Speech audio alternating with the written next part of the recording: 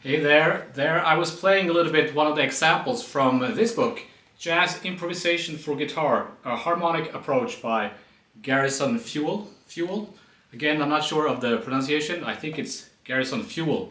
And there's a nice backing track there from, comes with the book, audio comes with the book, and it's nice to play along with a real ensemble rather than some generic backing track. So kudos to whoever made the backing tracks. This is Berkeley Press, and this is a Berkeley professor, right? So it's pretty high level stuff, and there's some really high praise here, from example from Jim Hall. Garrison Fewell has long been a hero to the jazz guitar community. Read this book and you will find out why, says Jim Hall. So if it's good enough for him, I guess it's good enough for me. And also Vic Juris and Larry Coryell, some other people who give this book high praise. So you get the idea.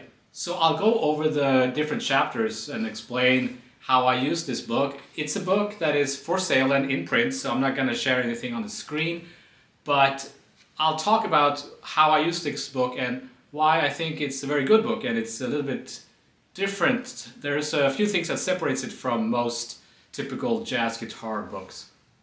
It's very much a book for guitar, right? But you could use it if you're another instrument as well, but it has tabs and fingerings and stuff like that. Also, later on in the video, I'll talk about there's a little bit of a danger or an issue, not a problem really, but when you use books like this, there's something to keep in mind, something to be aware of that I want to address later on.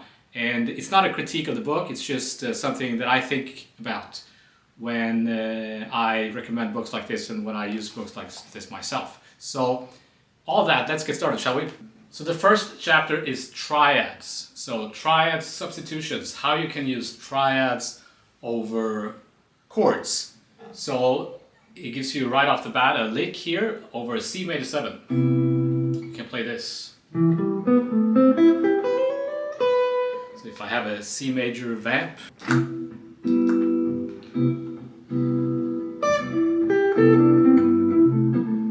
something like this.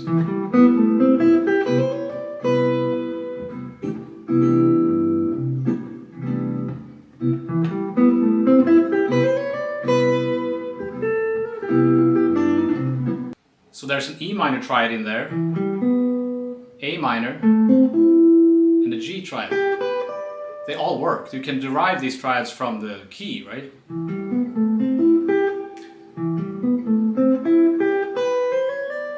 And there's a little chromatic thing at the end. Also, he gives you very specific fingerings. He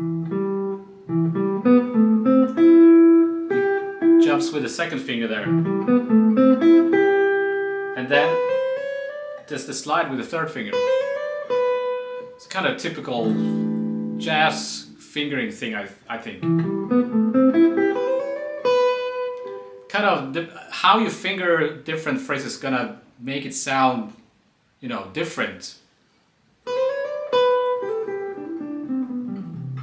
So here is a good example of what I think is good about this book. This is a lick that you can definitely use on your next gig. Try it on your next gig. He explains how the triad kind of relates to the chord and everything, but it's also a nice lick. The triad is one of the strongest elements of music, at least Western music, and that's why it's good to really focus on the triad when you're improvising and when you're thinking about jazz, even though all the chord symbols usually are a bunch of extensions and seventh chords, stuff like that. Being aware of how to use triads can really help you. And he gives you tons of examples how you can do this. And then there's a little etude here, and I'll play it for you. 1, 2, 3, 4.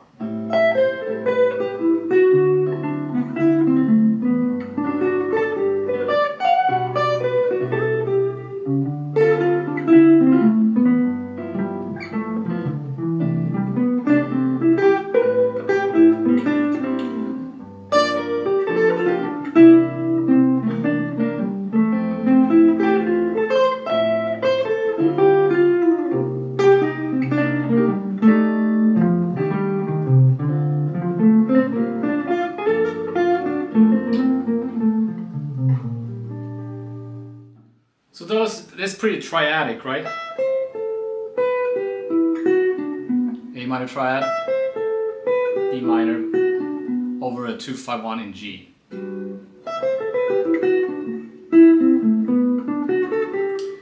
are the triads. So how you're combining triads like that, make it sound like jazz, basically. So that's one thing that's kind of nice about this, because a lot of books, they'll say, well, there's a 2-5-1 in G major, you have an A minor chord, in the D7, in the G major 7 or something. You play Dorian over the A minor, and you play Mixolydian or some alteration on the dominant chord, and you play major, Ionian, or even Lydian on the major chord, and then that's it. But how do you make that sound like music or jazz? You know, you just scale.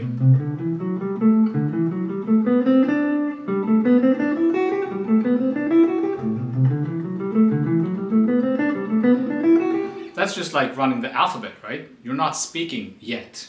So it's good to learn the alphabet first, but you need to turn it into some kind of words and then sentences and paragraphs. Then later on, another teacher might tell you play arpeggios.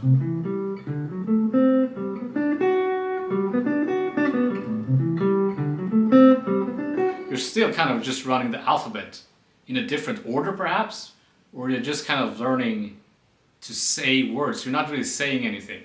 But here, all of a sudden, that's more like a sentence. So now you're learning sentences more than just running the alphabet. You know what I mean? Because this phrase has a rhythm to it. What was it?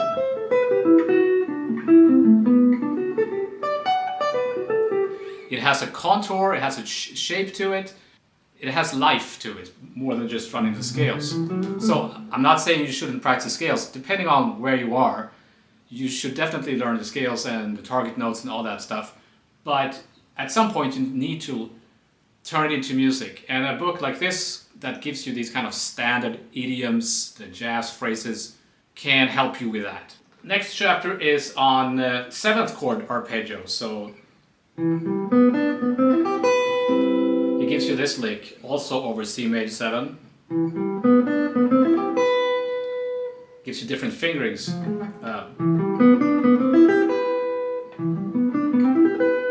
You should always try different fingerings for these kind of licks when you learn them. So again, if you have a C major vamp, we've all heard this kind of sound, right?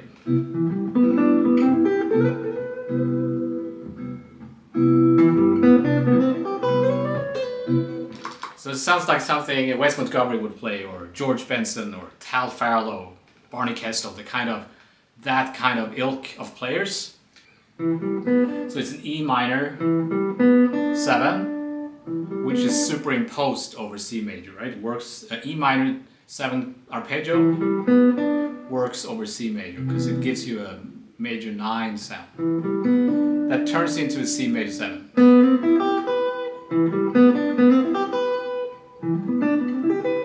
Then there's a whole bunch of pages on developing that idea and how you can use it. For example, he talks about how you can superimpose this lick over other chords as well. So let's say we play it over E flat major.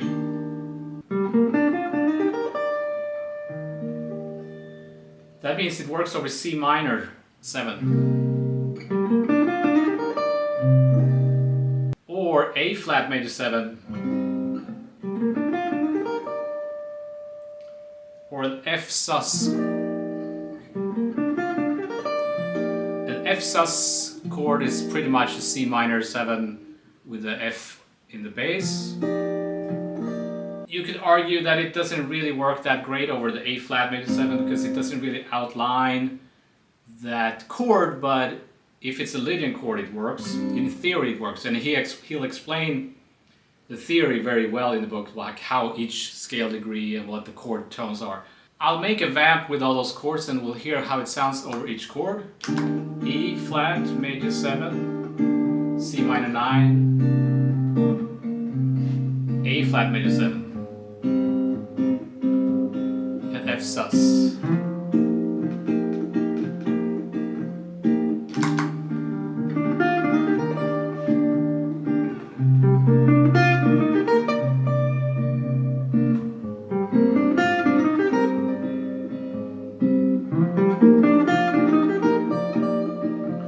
here it works really well with all those chords, and the book shows you exactly how the notes relate to the chord and all that stuff. The theory that you need to kind of understand at some level, even though you don't want to be thinking about that when you're playing. That's why you want to make sure that you do that in the practice room.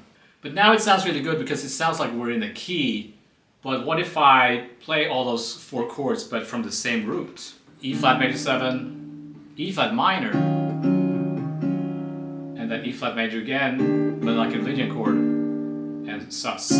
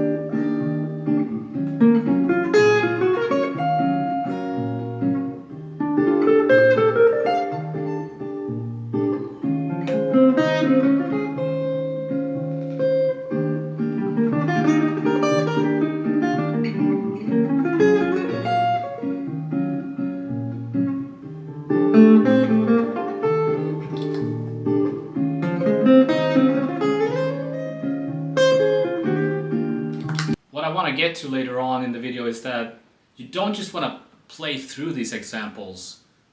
You want to spend time with them and try to change them after your own taste, right? Because these are very generic jazz standard idiomatic phrases. You want to turn them into something of your own. So it's just like instead of playing arpeggios, you are actually playing a phrase that is more closely related to the jazz language, if you know what I mean. You also want to listen to jazz and learn these licks, and you will discover that you'll hear them in jazz recordings. So there is that lick, you know, maybe Wes Montgomery plays it or something. Also, see if you can apply it to a tune. So this makes me think of On Green Dolphin Street, right? So I'll apply this to that tune.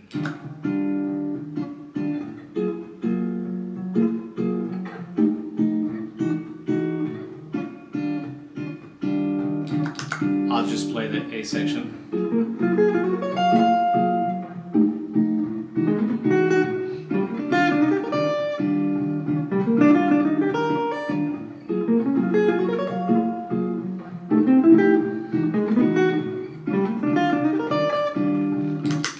So that you could argue that the F chord, is it a dominant chord or is it major 7? You can treat it both ways. If we treat it like an F7, I guess it would be here. So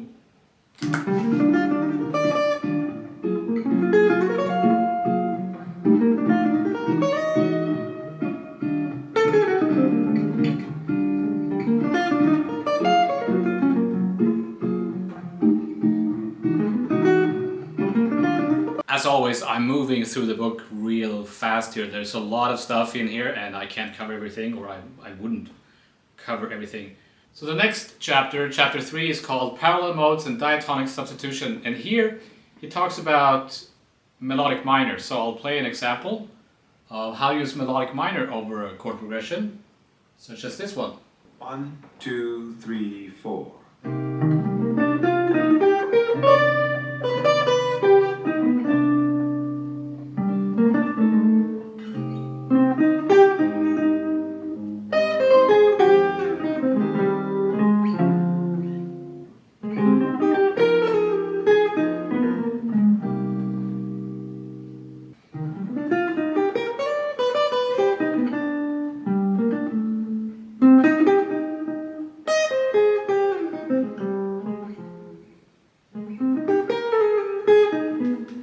Again, a few things I want to mention. These are typical jazz guitar fingerings, like this thing.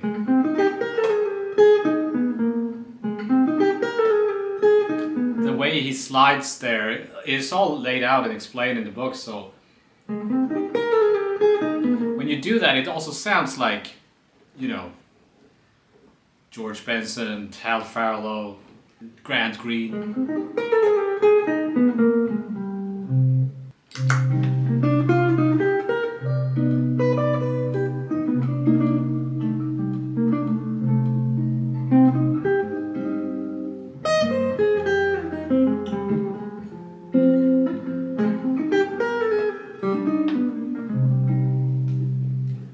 I love that.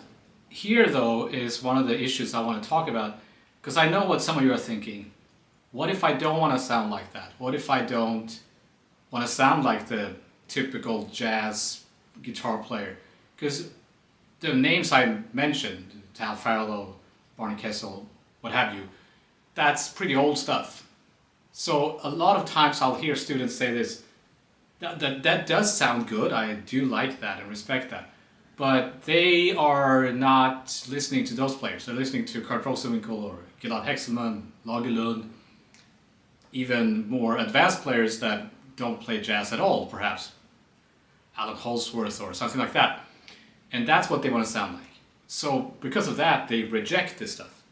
And that's something I keep talking about in my videos. You might be sick of hearing me say this, but that's not the approach you should have, because I can assure you that if you ask Tim Miller or Lagerlund or whoever, Kreisberg, they could play the shit out of these scales and these standard repertoire kind of phrases. But they don't play like that because they have kind of moved on from there.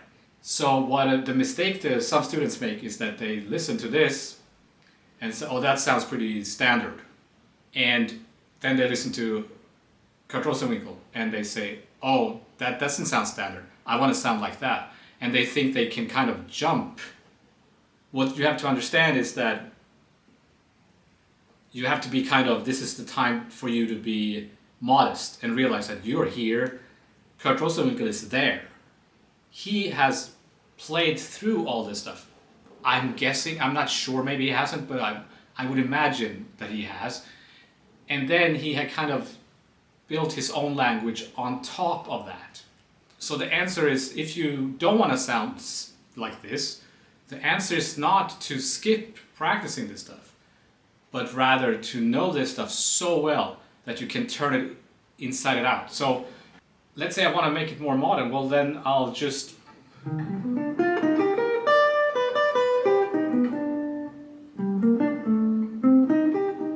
for example here, I could make that arpeggio a little more. Instead of a major 7 arpeggio, I changed the third to a 9. That's a more modern sound, right? Another way to make it sound more modern is to play an open string and a minor second. So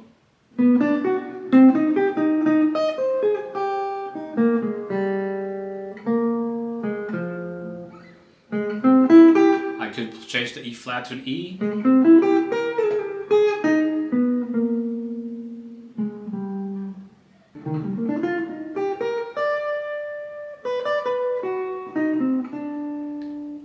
I could play an outside triad there, perhaps.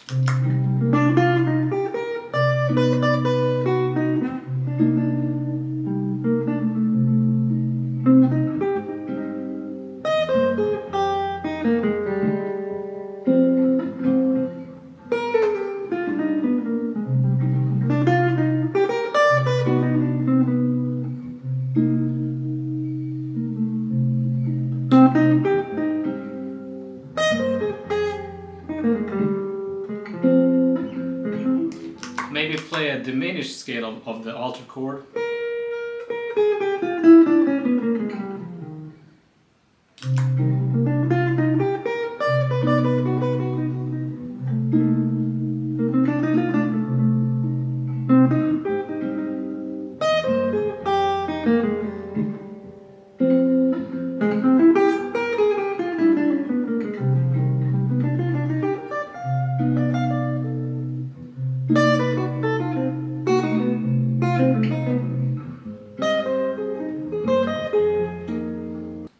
is that if I'm able to play that stuff really well, then I can add more modern ideas over it.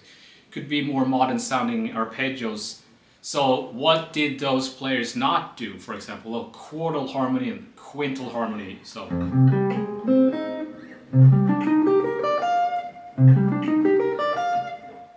you know, fifths and stuff like that, because the chordal harmony came later on with you know, John Coltrane and all that stuff. So more advanced diminished harmony, and you could use open strings and modern sounding voicings.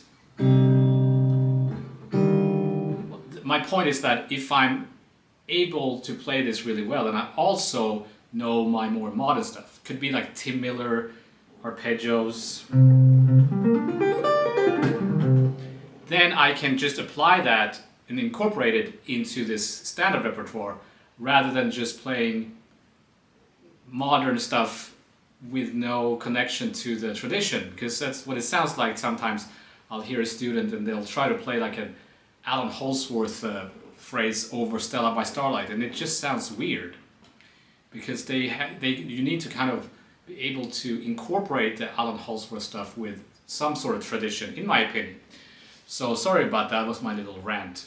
Then there's a chapter on secondary dominance. This is also something that is really overlooked in jazz theory books, surprisingly, because you often play over secondary dominance.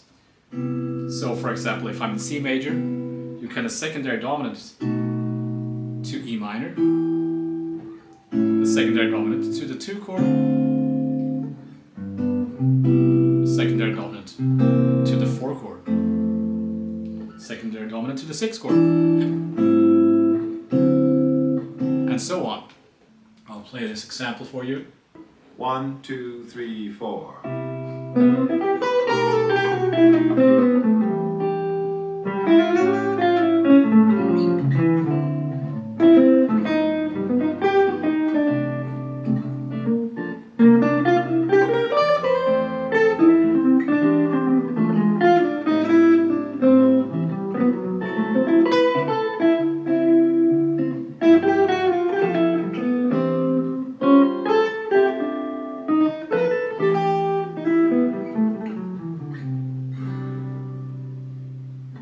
Again, really great.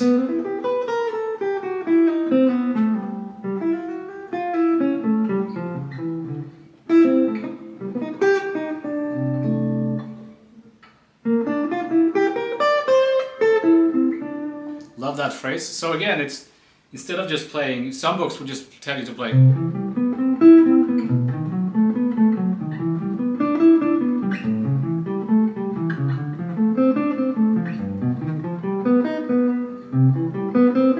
Arpeggios or the scales, and again, you need to know that stuff. But I remember being frustrated because it doesn't sound like I'm playing jazz, but this definitely sounds like you're playing jazz, maybe a little bit too much for some of you.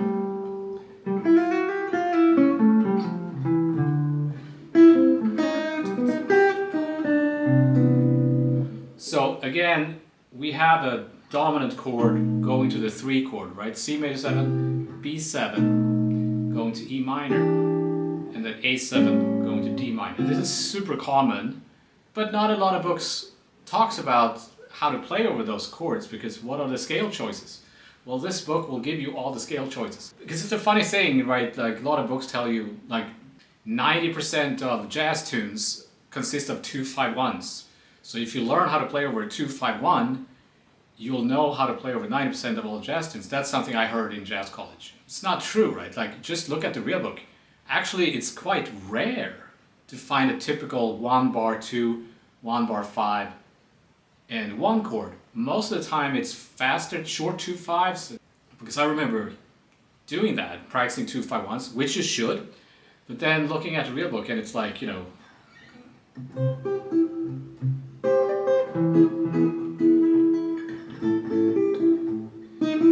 where's the 2-5-1? Well, there is a 2-5-1 in that tune, but it's just a series of dominant chords, right? Or you'll find diminished chords. What do you play over those?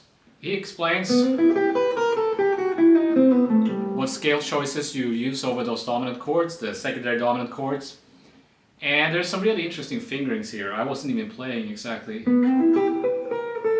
Oh. Slides like that. That's kind of funny to slide over several frets with the same finger. I wouldn't necessarily do that. But again, the fingerings also make it sound like jazz, right? I remember hearing an interview with John Scofield that he says that sometimes he'll play really awkward fingerings just because it sounds funny. So the secondary dominant could also has its related 2 chord in front of it.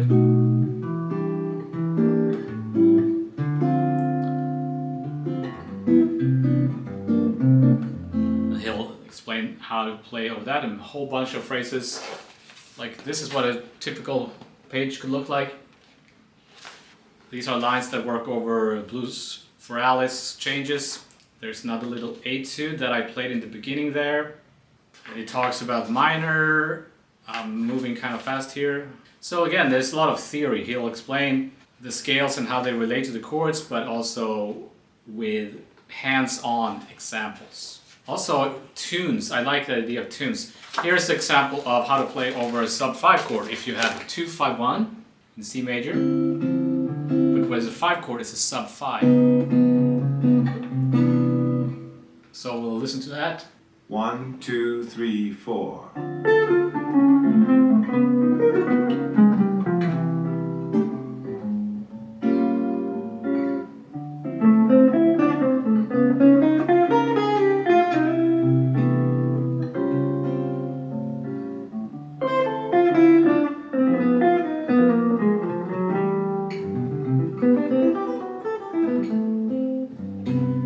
Talked about the altered scale, tritone substitution. We all love that stuff. Talked about the diminished chord. Again, there's something that a lot of jazz books don't talk about the diminished chord, which is, to me, is really weird because the diminished chord is all over jazz. Talked about harmonic minor and how you can use the harmonic minor scale over diminished chords. A bunch of progressions. So this is what I mean. Like you'll find in jazz much more than just 2-5-1s. You'll find this.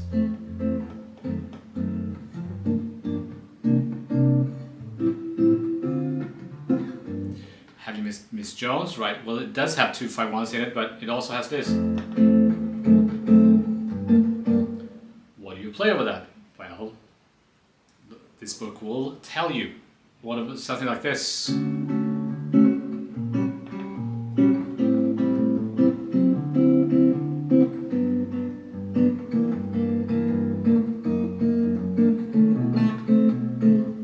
Wade, right, by Jobim. Like, what do you play over that? It's not enough to know a bunch of 2-5-1 licks. You need to know how to play with diminished chords. The symmetrical diminished scale. Here are some examples of typical uses of the diminished scale over diminished chords in a very common chord progression. 1, 2, 3, 4.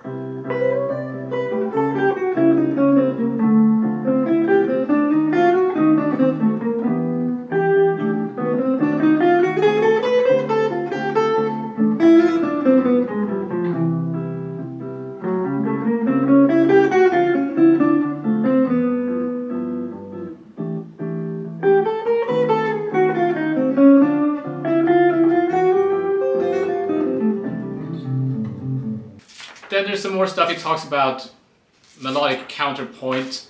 There's some really good ideas on how to use contrary motion in your lines and the guide tone lines. And yeah, well, here's a good idea. Let's say you have a 2-5-1 in A flat major. So B flat minor 7 to E flat 7 to A flat major 7, and then an F7, secondary dominant, back to the 2 chord.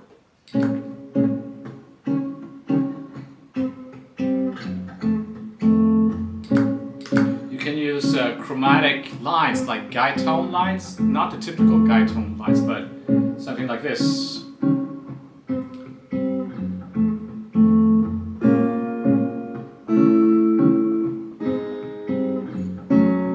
So those are fifths.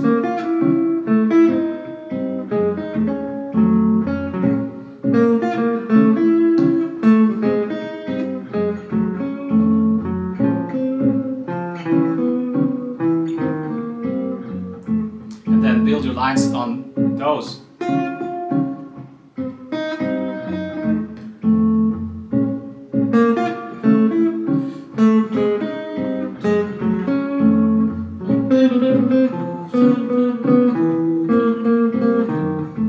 So there are many examples like that and some other stuff here as well. So now I'm kind of moving real quick, and then there's a chapter or a page about the author, so you can read about him. He's played on quite a few recordings, and there's this discography as a leader.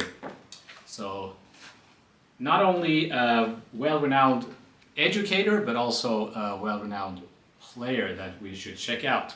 Again, excellent book. What I meant by problem, or is that issue, is that two things. One, you might not want to sound so old school. You might think that it's too standard phrasing, and also you might feel like, I don't want to sound like everybody else. This book doesn't tell you how to develop your own language. It just gives you very standard idiomatic jazz language. My point is that you need to learn that first. You can't just skip to the modern stuff right away. The way to get there is through stuff like this. So let me know in the comments if you agree with this, if anybody's still watching this video at this point, or if you think that it's okay to just kind of learn the modern stuff without learning the history.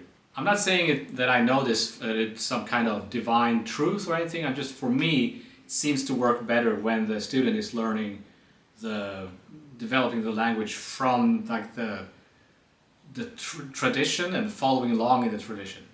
The other problem with a book like this, and it's not again not a critique of the book, is that there's a risk that you're just playing through the examples and you're learning the examples kind of like a classical player would learn pieces without kind of understanding what you're playing.